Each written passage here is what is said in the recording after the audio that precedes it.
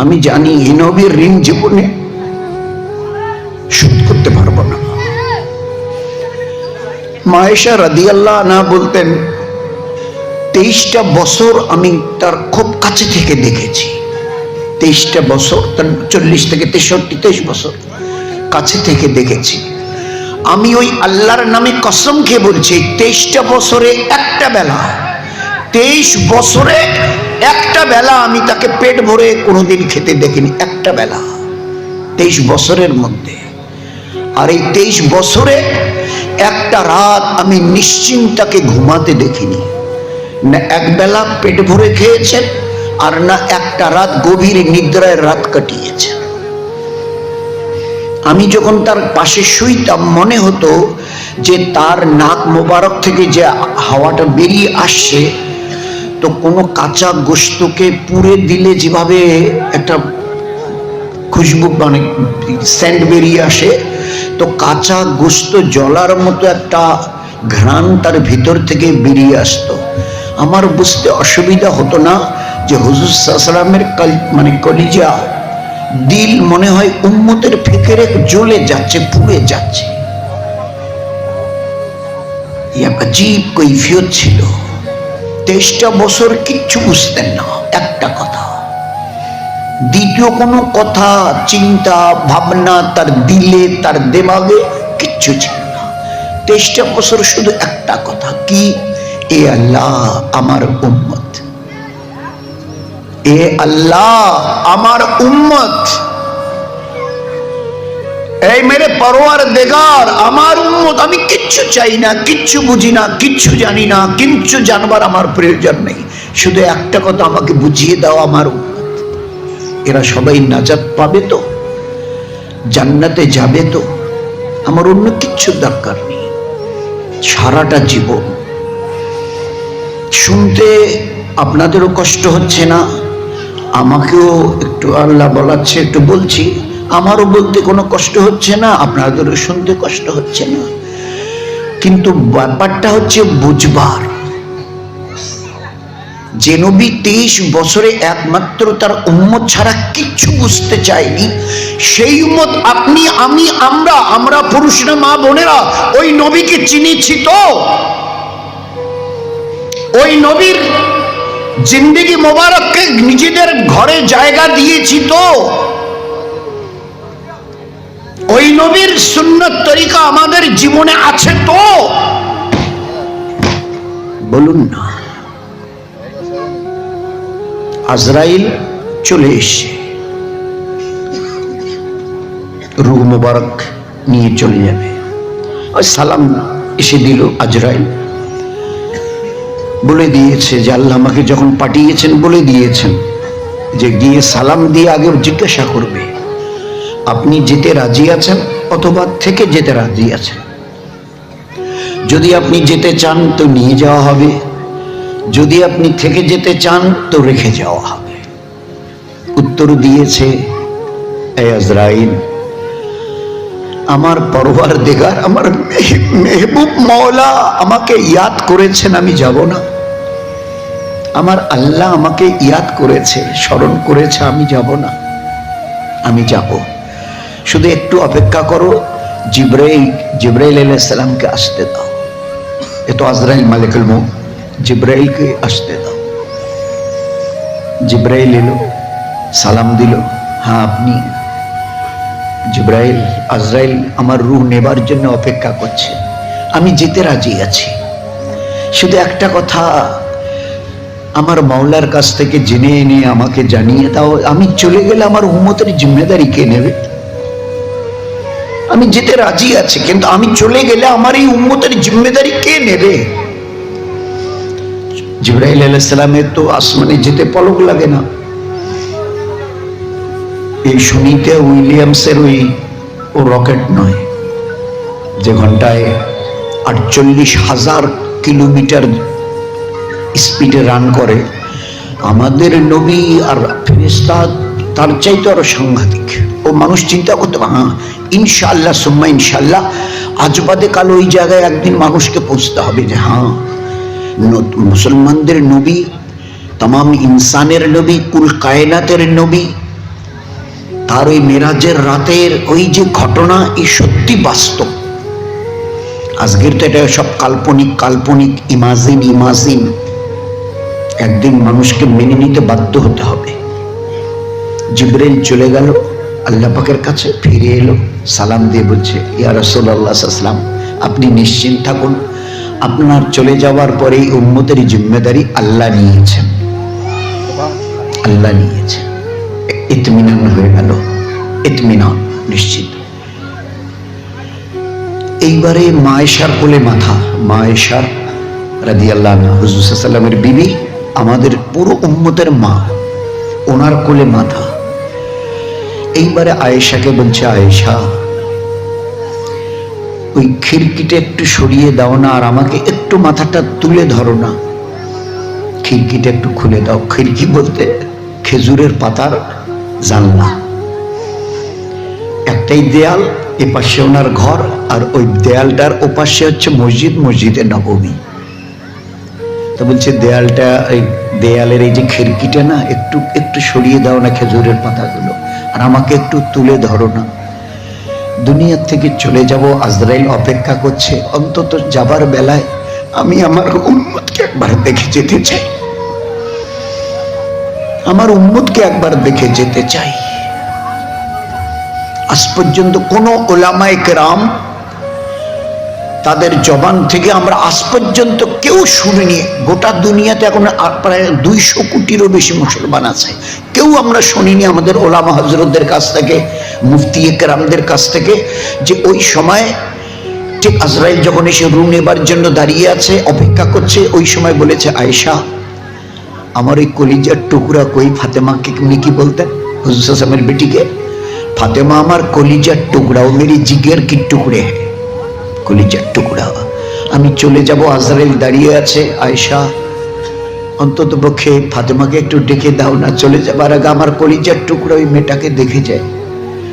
ইমাম হাসান আর হুসাইন রাদিয়াল্লাহু তাআলা আনহুমা, এই দুটো নাতি, কি বলতেন, এই দুটো আমার নাতি নয়, এ দুটো আমার চোখের তারা, নয়নের মণি বলতেন।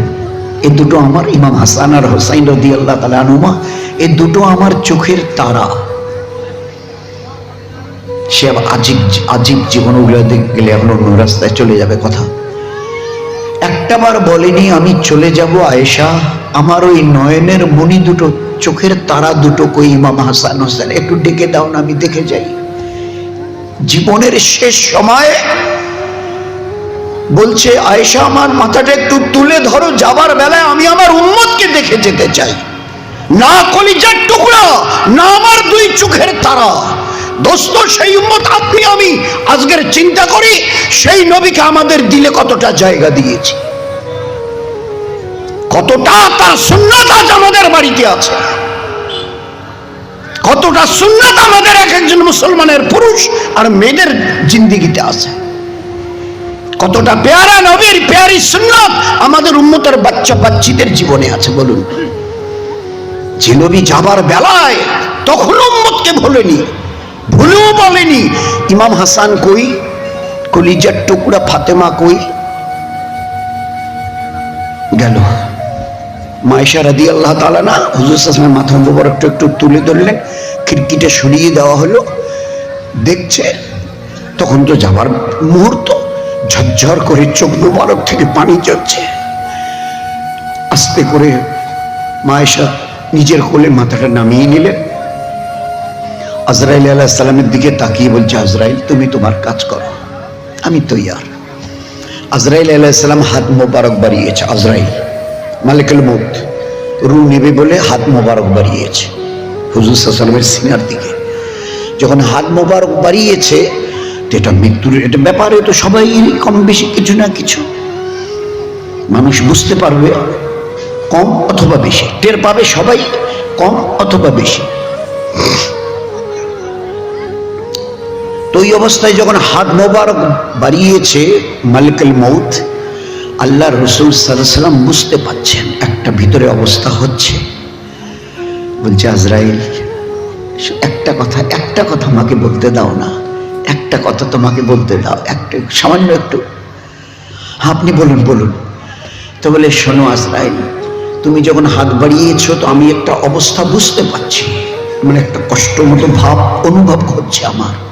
তা তুমি একটা কাজ করো না, আজ থেকে নিয়ে আর কিয়ামত পর্যন্ত আমার যত উম্মতের রূহ তুমি বের করবে, আর রূহ বার করতে গিয়ে যে কষ্টগুলো তাদের হবে, এই আজরাইল সমস্ত কষ্ট আমার বুকের উপরে চাপিয়ে দাও, সমস্ত কষ্ট আমার উপরে চাপিয়ে দিয়ে আমার রূহকে বার করো। এরপরে আমার উম্মতের পুরুষ আর মেয়েদের রূহ তুমি যখন বার করবে, ওই সময় তারা যেন কোনো কষ্ট না পায়। ওই কষ্টগুলো total today, from today till the day of Qiyamah, try to remember it. This was the life and sacrifice of our prophet. সেই নবীকে নিয়ে আজকে আমরা ছেলে খেলা করছি, সেই নবীকে নিয়ে আজ আমরা ছেলে খেলা করছি। কোথায় নবীর জীবন ব্যবস্থা, জীবন, আর কোথায় উম্মতের জীবন ব্যবস্থা আছে? কোথাও মিল। পায়ের নখ থেকে মাথার চুল পর্যন্ত আল্লাহ বলেছিলেন কিয়ামতের ময়দানে ওই যে হিসাব নিকাশ হবে না শুনছো, ও বেশিক্ষণের ব্যাপার নয়, একটা সামান্য সময়ের ব্যাপার। কিয়ামতের মাঠে 50,000 বছর কোরআনে কারিমে আল্লাহ বলছেন দাঁড়াতে হবে হিসাব নিকাশের জন্য। তো হিসাব নিকাশে আসলে আমি আদৌ বেশি সময় তোমাদের নেব না, কারণ আজকের কি বার ভাই? বৃহস্পতিবার। আজকের গোটা দুনিয়াতে 800 কোটিরও বেশি লোক আছে। এর আগে কত এসে গেছে, কিয়ামত পর্যন্ত কত আসবে, আর সবার হিসাব করতে হবে। তো লম্বা চড়া সময় নেব না। কি করবেন বলে, আমি নবীকে নমুনা করে পাঠিয়েছি, আর কোরআন শরীফ তোমাদের একটা গাইড বুক, তোমাদের জীবন কিভাবে চলবে, ওই যে কোরআন শরীফ, ওই জন্য মাদ্রাসা। জীবনটা যেন কোরআনের সঙ্গে মিল খায়, মুসলমানের পুরুষ আর মেয়েদের জীবনটা যেন খোদার কসম কোরআন শরীফের সঙ্গে মিল খায়। এই জন্য কোরআনকে তোমাদের কাছে পেশ করেছি। কোরআন শরীফ কি বলে? মুসলমানদের জীবনের কিতাব। মুসলমান কিভাবে চলবে ওখানে লেখা আছে, কি করবে। কারণ দিন দুটো জিনিসের নাম, দিন দুটো সহজ জিনিসের নাম। দিন, আল্লাহর দিন হচ্ছে আল্লাহর, মুহাম্মদ সাল্লাল্লাহু আলাইহি ওয়াসাল্লামের নয়। আল্লাহ পাক নবীদেরকে দিন দিয়ে পাঠিয়েছেন, দিন আল্লাহ। ইন্নাদ দীনা ইনদাল্লাহিল ইসলাম। আমি তোমাদের পুরুষদের, মেয়েদের, গরিবদের, ধনীদের, ফকিরদের, রাজা বাদশাদের, আমি কারো কিচ্ছু দেখতে রাজি নই। শুধু দেখবো আমার দিন কার জীবনে কতটা আছে। দিন আছে আমি আছি, দিন নেই আমি আল্লাহ, তার সঙ্গে কোনো সম্পর্ক নেই। এক ঝুপড়িওয়ালা, তার কাছে যদি দিন না থাকে, আমি 7 আসমান জমিনের খালিকার মালিক আল্লাহ কথা দিচ্ছি, আমি ওই ঝুপড়িওয়ালার কাছে আছি। দুনিয়ার কোন বাদশাহ, দুনিয়ার কোন বাদশাহ, তার কাছে যদি আমার দিন না থাকে, তার সঙ্গে আমার কোনো সম্পর্ক থাকবে না, কোনো সম্পর্ক। দিন আছে আমি আছি, দিন নেই আমি নেই। কতটা সহজভাবে বুঝি, আমার জন্য দোয়া করেন, সবাই বুঝতে চেষ্টা করেন। এই হচ্ছে জীবন। আল্লাহ বলছে ইন্নাদ দীনা ইনদাল্লাহিল ইসলাম, আমার কাছে দিন ইসলাম চলবে, আর কিচ্ছু চলবে না।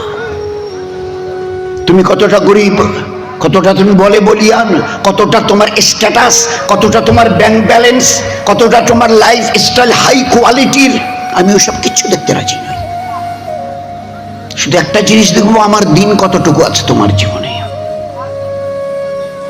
রাজিতু লাকুমুল ইসলামা দীনা, আমি 7 আসমান জমিনের কুল কায়নাতের খালিক আর মালিক আল্লাহ জাল্লে জালালু আমানওয়ালু, আমার ইজ্জতের কসম খেয়ে বলছি, আমি ওই পুরুষ আর মেয়েদের উপরে রাজি আছি যার কাছে আমার দিন থাকবে। রাজিতু লাকুমুল ইসলামা দীনা, রাজি মানে রাজি থাকা। বিয়ের সময় বলে, আপনি রাজি আছেন? আপনি রাজি আছেন? এত মোরা মুক্ত মুখ বলে খালি হ্যাঁ রাজি। আল্লাহ বলছে আমি রাজি আছি। কার উপরে? আল্লাহ গো। তো বলে কেন? যার কাছে দিন আছে। রাজিতু লাকুমুল ইসলামা দীনা, যার কাছে দিন ইসলাম আছে আমি তার উপরে রাজি আছি। হযরতে বেলাল কিচ্ছু ছিল না, হাবশার গোলাম, বাজারে কয়েকবার বিক্রি হয়েছে। দিন থাকার কারণে তাকে আমি কি ইজ্জত দিয়েছি, এটা তোমরা চিন্তা করতে পারবে না। দুনিয়াতে কতটা ইজ্জত দিয়েছি, কবরে কি হারে ইজ্জত পাচ্ছে, আর কিয়ামতের মাঠে কিভাবে কতটা ইজ্জত পাবে তোমরা কি বুঝবে? চেষ্টাই করো না তো বুঝবে কি করে? তোমরা তো এতটুকু দুনিয়াওয়ালারা ধরে নিয়েছো, গাড়ি বাড়ি টাকা পয়সা স্ট্যাটাস ব্যাংক ব্যালেন্স যদি থাকে, হ্যাঁ এই ইজ্জতওয়ালা। আমার কাছে ওসবের কোন মূল্য নেই। আচ্ছা, আপনি আল্লাহ সবকিছু এত কিছু দিয়ে বলছেন মূল্য নেই, বলে এই জন্যই বলেছি ভালো করে বুঝে নিও। বয়স কত? বলে 82 বছর। কতটুকু হলো ডেভেলপড প্রোগ্রেস কতটুকু? বলে কি বলি, খড়ের চালের নিচে ছুঁইতাম, খড়ের চাল। এখন তো কিছু দেখেন আমাদের ছেলে পেলেদের বললে না, এরা বুঝবে না যে কাড়িয়ে দিয়ে, ওই ধানের কাড়িয়ে দিয়ে ঘর ছাওয়া হতো, এলুয়া না কাশি, হ্যাঁ এলুয়া কাশিয়ে দিয়ে ঘর ছাওয়া হতো। তাহলে খড়ের ঘরে থাকতাম। আর ওখান থেকে এই 82 বছরে উঠতে উঠতে আজ আমি এখন 4 তলার উপরে।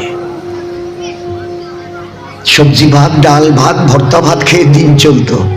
এখন আপনাদের দোয়ার বরকতে এবেলা যদি রেজালা হয়, ও বেলা কোরমা হবে। তারপরের দিন এবেলায় যদি ইস্টু হয়, তো ও বেলা চিকেন মুরগা মুসাল্লাম হবে আপনাদের দোয়ার বরকতে। রেজালা, কোরমা, কালিয়া, কোপ্তা, ইস্টু, এইসব। আচ্ছা, এত কিছু বলে আপনি আমার কাছে ঘরটা ঢুকে, আল্লাহু আকবার, কি করেছেন? এই ঘর না জান্নাত? কি নেই ঘরের ভিতরে? সে দামি দামি এক একটা করে আসবাবের দিকে তাকালে চক্ষু স্থির হয়। এত কিছু করেছেন, এত কামিয়েছেন, এত কিছু ঘরে জমা করে সাজিয়ে রেখেছেন। বলে হ্যাঁ, আল্লাহ দিয়েছে। 82 বছরের জীবনের মেহনতের এই কামাই ব্যাংকে, বলে সে কয়েক কোটি, আপনাদের দোয়ার বরকতে কয়েক কোটি। তাহলে ছিলেন ঝুপড়িতে, হতে হতে এই জায়গায়। আচ্ছা, একটা সত্য কথা বলবো, আর সত্যি উত্তরটা দেবেন, যেটা সত্য ওইটাই দেবেন। 82 বছরের কামাই, ঝুপড়িতে ছিলেন, আজ আপনি 4 তলা বিল্ডিং এর এসি রুমে থাকেন। আপনার ঘরে যে আসবাবপত্র আছে না, খাট, আল্লাহ, আলমারি, ফ্রিজ, সোফা, ও অমুক তমুক যা আছে, সে কয়েক কোটি টাকা। আর ব্যাংকে বলছেন এত কোটি, 100 কোটি, 500 কোটি। আচ্ছা, যাবার দিন, একটা দিন যেতে হবে, এখান থেকে যেতে হবে। বলে তা তো হবে, তো এখান থেকে কি কি নিয়ে যাবেন যা কিছু 82 বছরে কামালেন? বলুন না। একটা অচল পয়সার সাথে নিয়ে যাবার হিম্মত আছে আপনার? বুক ঠুকে বলুন, যা কামিয়েছি এর থেকে কিছু না কিছু আমি নিয়ে যাব। ছেলে ফেলে, মেয়ে জামাই, বিবি, বাচ্চা বাচ্চা, এদের জন্য কিছু রেখে আমি কিছু নিয়ে যাব। বলুন, বুক ঠুকে বলুন, যা কামিয়েছেন তার থেকে কি নিয়ে যাবেন? খালি হাতে যেতে হবে। যা এমন জিনিস কামিয়েছেন, আর এমন জিনিসের উপরে জীবন ভর 82 বছর মেহনত করেছেন, যে এখান থেকে একটা অচল শিখি নিয়ে যেতে পারছেন না। আপনার গায়ের গেঞ্জিটা যদি না খোলে না, কেউ বলবে না ছেড়ে দেন তো, থাক।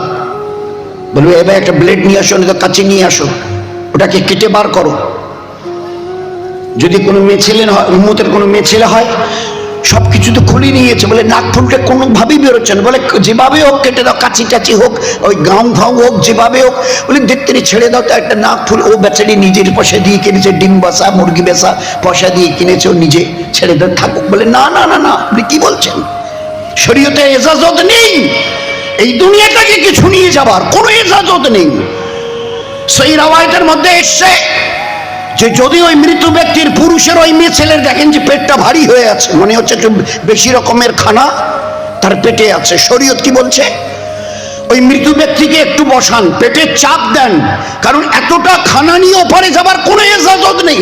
চাপ দিয়ে তার পায়খানা রাস্তা দিয়ে আগে কিছুটা বার করে দিয়ে স্বাভাবিক অবস্থায় এনে তারপরে গোসল দিয়ে জানাজার কাপড় পেঁচিয়ে দিয়ে তাকে কবরে রাখেন। কাপড়ের কাপড় পেঁচিয়ে, জানেন খবর? কিসের পিছনে আজকের আমরা আমাদের জীবনকে বরবাদ করছি? কামাতে মানা নেই, তাই বলে দিন বাদ দিয়ে এসি বিল্ডিং এ থাকতে মানা নেই, তাই বলে নামাজ বাদ দিয়ে 4 চাকার এসি কারে ঘুরছি মানা নেই ইসলামে, তাই বলে রমজানের রোজা তারাবি বাদ দিয়ে পেয়ারে নবীর বিহিত সুন্নতের শরীয়ত বাদ দিয়ে কোথায় যাচ্ছেন, কার কাছে যাচ্ছেন? হুঁশ আছে? কেউ নেই, খালি একটু পরে এই যে কটা কাপড় পেঁচিয়ে দিয়ে আপনাকে শুয়ে দেওয়া হচ্ছে না, সবকিছু খুলে ভুলে, পুরুষ হন আর মেয়ে ছেলে, শুনে রাখুন এটা আপনার জন্য নয়। এই বাজার থেকে এই যে টাটকা কাপড় এনে ছিঁড়ে ছিঁড়ে 3 টুকরো 5 টুকরো, এটা আপনাদের জন্য নয়। কারণ আপনি ল্যাংটায় আছেন, না কাপড় দেয়া আছে মকমলের কাপড়, না সুতির মোটা কাপড়, আপনার তো হতবোধই নেই। কাপড় দিলেই বাকি আর না দিলেই বাকি। বলতে পারবেন এ ভাই আমাকে ন্যাংটা করছেন কারণ, বলতে পারবেন হুঁশ আছে আপনার? তো এটা আপনার জন্য নয়, যারা বেঁচে আছে তাদের চোখের পর্দা করবার জন্য। শুনে রাখুন ভালো করে, এই কাপড়টুকু আপনার জন্য নয়, আপনার তো কোনো প্রয়োজনই নেই। এই কাপড় দিয়ে ঢেকে কি হবে? এই যে কটা লোক বেঁচে আছে যারা গোসল দেওয়াবে, যারা ওই আপনাকে খাটিয়ে তুলে কবরস্থানে নিয়ে যাবে, ফের লাশটাকে নামাবে, মাটি দিবে, তাদের একটা তো চোখের একটা পর্দা আছে, লাজ লজ্জা শরম আছে। ওরই জন্য কাপড়টা দেয়া হয়েছে। আমরা আমাদের মা বোনেরা ভালো করে বুঝি, এই খাট বলে এটা সেগুন কাঠের খাট, মেহগিনি কাঠের খাট, 3 লাখ টাকা দাম। হ্যাঁ ঠিক আছে, শুইতে মানা নেই, কিন্তু চাচি, খালা, মামি এ কি করছেন? বলে আমরা 2-3 জন মাথার দিকে আর 2-3 জন পায়ের দিকে ধরে তোমাকে তুলছি। কেন কেন কেন? বলে এই যে তোমাকে তোমার এই মেহগিনি 3 লক্ষ টাকার খাট থেকে তোলা হচ্ছে না, ওই আল্লাহর নামে 1,00,000 বার কসম খেয়ে বলছি, এই খাট দ্বিতীয়বার তুমি আর শুইতে পারবে না।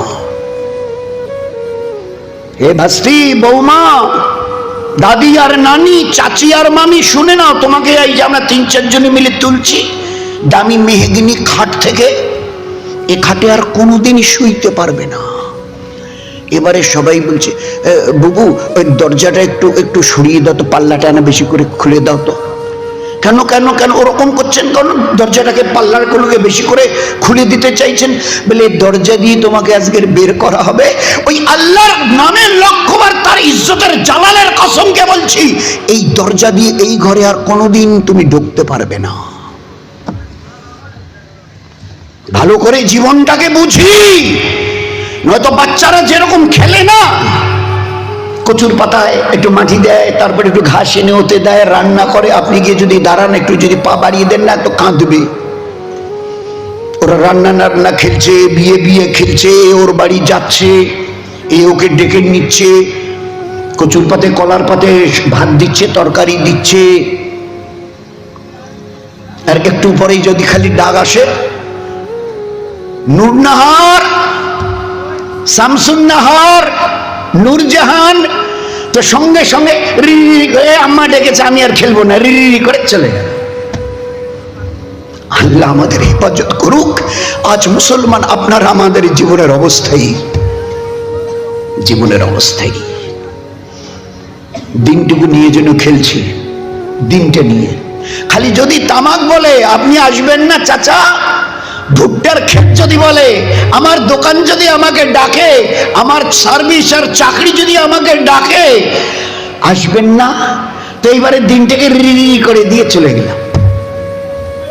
আমার ওইটা আসল, আমার ডাক এসছে, তামাক ডেকেছে, ভুট্টা ক্ষেত ডেকেছে, আলুর ক্ষেত ডেকেছে, ধানের ক্ষেত ডেকেছে, আমার দোকান ছোট অথবা বড় হোক ডেকেছে, আমার ছোট অথবা খুব দামি চাকরি আমাকে ডেকেছে, আমি আর খেলবো না রে, দিনের সাথে আর খেলবো না। দিন সাহাবাদের পুরুষরা নয়, সাহাবাদের ঘরের মা, বোন, বিবি আর বেটি বলতো, ও চৌধুরী সাদির, কুচবিহার জেলার পেয়ারা নবীর উম্মত আর উম্মতের মা বোন, যত পারো দুনিয়া কামিয়ে নাও। আমরা তো আল্লাহর নামে কসম দিয়ে বলছি, ইন্না হিমামুনাল আখিরা, চাই আমাদের বাড়িতে দুনিয়ার কিছু থাকে থাকবে, না থাকে না থাকবে, কিন্তু জীবনভর চেষ্টা করে আখিরাতকে বানিয়ে নিয়ে আল্লাহর কাছে আমরা চলে যাব। ইন্না হিমামুনাল আখিরা, আখিরাত আসল, দুনিয়া নকল। এটা আজ আছে, দা গেলে আর থাকবে না। আমার স্বামী নেই, বাড়ি নেই, ঘর নেই, খাবার দাবার নেই, বিছানাপত্র নেই, হাট বাজার নেই, চাষাবাদ নেই, কিচ্ছু নেই, সব শেষ। ডাক এলো, সব শেষ। আখিরাতের জীবন মউতের রাস্তা দিয়ে শুরু হবে। আচ্ছা, এটা কতদিন চলবে? কতদিন চলবে? আল্লাহ কোরআনে কারীমে বোধহয় 1000-এরও বেশি জায়গায় বলেছে আবাদান আবাদা, আবাদান আবাদা। এর কোন নির্দিষ্ট কোন দিন, তারিখ, মাস, বছর, শতাব্দী বলে কিচ্ছু নেই। এ বরাবর চলতেই থাকবে। ও এমন এক জীবন যে জীবনের কোনো শেষ নেই। ওই জীবনের অনাদি অনন্তকালের, দ্যাটস অ্যান এটারনাল লাইফ। তারই জন্য আমি আল্লাহ দুনিয়াতে তোমাদের পাঠিয়েছি, জীবনটাকে মেহনত করে তৈরি করবার জন্য। যদি তৈরি করে নিয়ে আসো, তোমার সুখের সীমানা থাকবে না, তোমার সুখের কোনো পরিধি থাকবে না। আর জীবনটাকে যদি নিজে হাতে তছনছ করে বিগড়ি দিয়ে আসো, তোমার দুঃখেরও কোনো সীমা থাকবে না।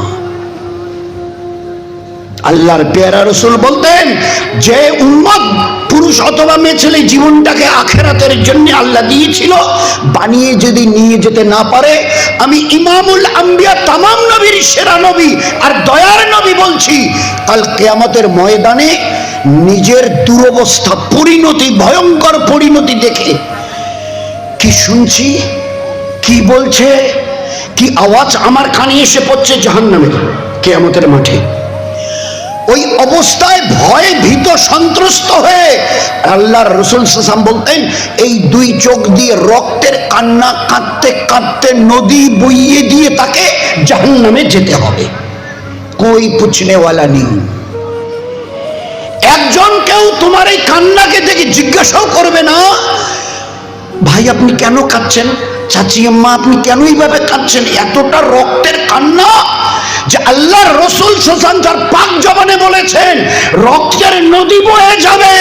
ওই রক্তের নদীতে যদি নৌকো চালাতে চাও, নৌকোও তোমার চলবে, কিন্তু তোমার প্রতি সরিষার দানা পরিমাণ ও আল্লাহ দয়া দেখাবেন না।